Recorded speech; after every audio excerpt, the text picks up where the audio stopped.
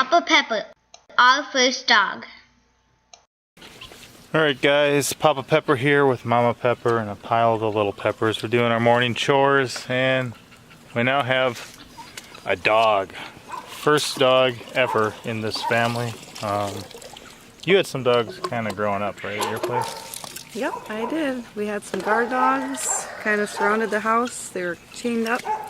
But this is our first time having our work dog and our own dog here on our homestead. So it's a new experience and we'll see how it goes. This is her first day here, so.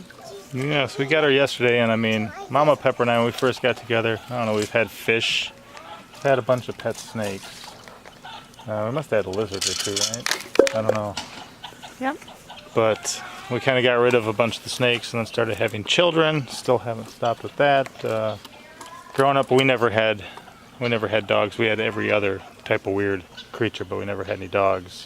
And then at one point, I used to live on a school bus and we had a Dalmatian, but that didn't work out very well in the end. So what we got going on now? Now we've got a dog that we got for free. So the price was definitely right. The guy normally sells them for at least $100 a piece, and then offered us a free one. This is actually a friend of ours now who we got our Jacob sheep from. So we've been up there a couple times since. It's been good. It's been fun. We really enjoy the family. And he finds that a cross between the Anatolian Shepherd and the Great Pyrenees is the best type of dog for what he's up to. Now he's got a lot more land than us. But he says the Great Pyrenees pretty much, if there's a coyote by his property or something like that, it'll chase it to the woods, whereas the Anatolian Shepherd sometimes will like come back with a leg. So obviously for what he's doing, a more aggressive dog to protect a lot more acreage is better. So we got a good blend of both of those species, and something to pretty much, we're just letting it get used to the chickens and the guinea fowl and the ducks right now.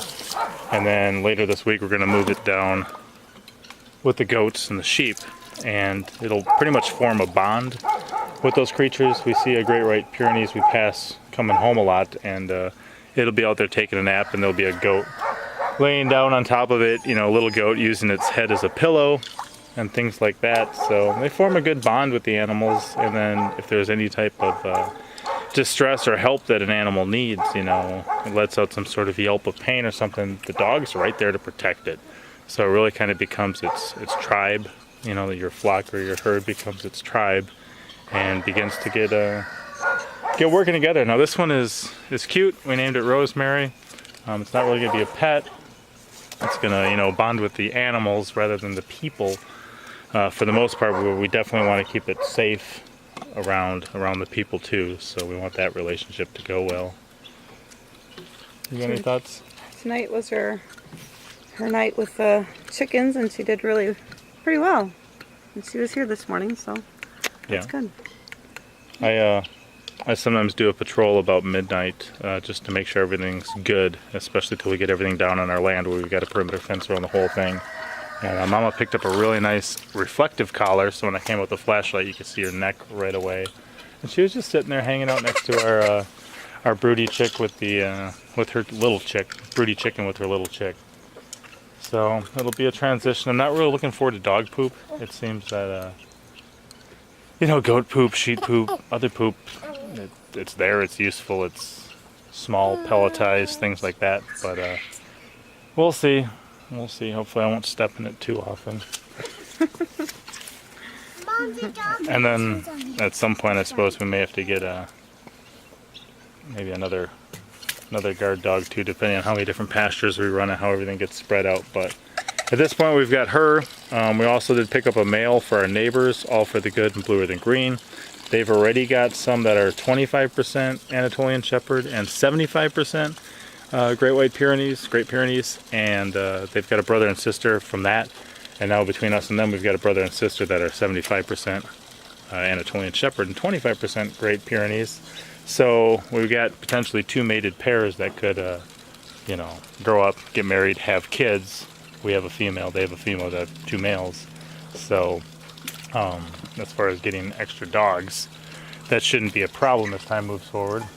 And And again, that's a potential source of income from the homestead, breeding and selling dogs. And we'll see. So far so good, but pretty much if there's something I can keep, especially like even the possums and the raccoons and other things away from our animals. There's been a fox running around this area lately. The coyotes you can hear almost nightly. Hopefully the perimeter fence is going to help with the coyotes, but other things can get through or over it. So that's where a dog would come in handy. So just a small update on our first dog ever. So she's cute. Her name's Rosemary. I'll give you a close-up of her for a minute. Rosemary, how you doing? She's trying to eat the food off the ground. Beautiful, good puppy. Oh, buddy, how you doing? Hey. All right, guys, Papa out.